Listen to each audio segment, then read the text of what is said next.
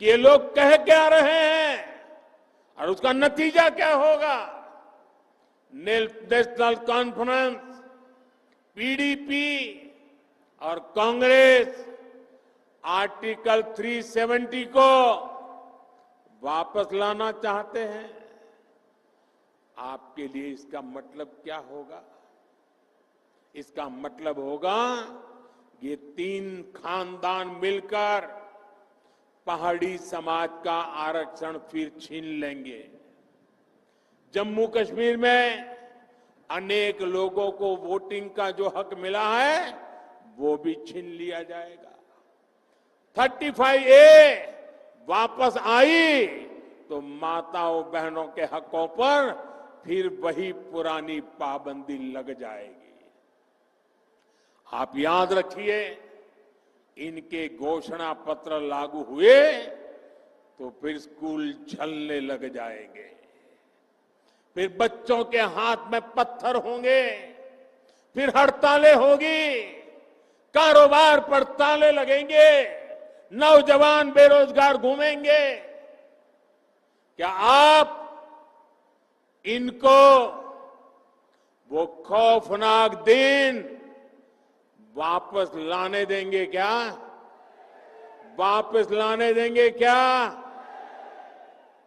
साथियों, ये संविधान की बातें करते हैं और नफरत की दुकान पर मोहब्बत की दुकान का बोर्ड लगा करके घूमते हैं।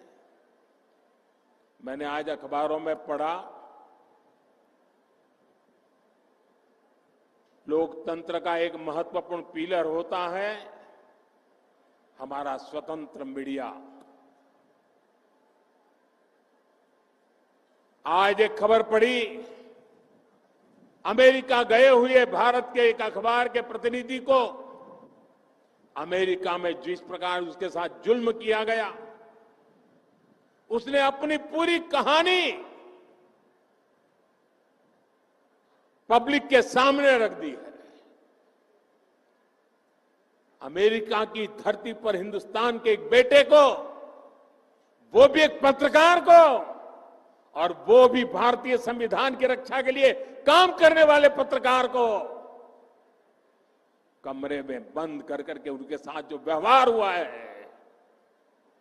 क्या ये लोकतंत्र को, संविधान की मर्यादाओं को उजागर करने वाले विषय है? क्या अमेरिका की धरती पर भारत के पत्रकार की पिटाई करके क्या भारत की प्रतिष्ठा बढ़ा रहे हो?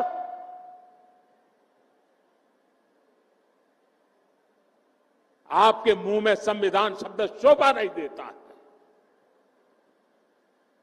भाइयों बहनों, आपको कांग्रेस के झूठे वायदों से बहुत सावधान रहना है।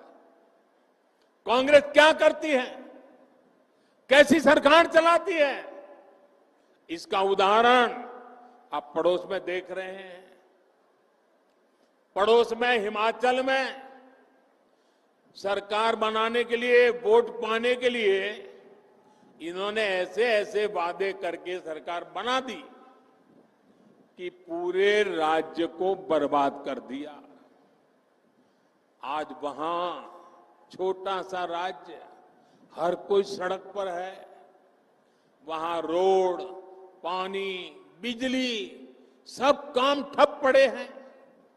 कर्मचारियों को सैलरी नहीं मिल रही है, महंगाई चरम पर है, नौजवानों की भर्तियां बंद है। मैं आपसे कह रहा हूं कि कांग्रेस भारत की सबसे बेईमान और धोखेबाज पार्टी है, और कांग्रेस का शाही खानदान भारत का सबसे भ्रष्ट परिवार है। आपको इनसे सावधान रहना है। ये ऐसे लोग हैं जो सरकारी तिजोरी के दम पर चुनाव जीतने के लिए बेईमानी के हथकंडे अपनाते हैं। ये लोग जनता को मुसीबत में डालते हैं। ये अपनी नीतियों के दम पर चुनाव में नहीं जाते। जब मैं देश को सतर्क कर रहा था, इनके खतरनाक इरादों से सावधान करा रहा था, तब ये सारे लोग मिलकर मेरा मखौल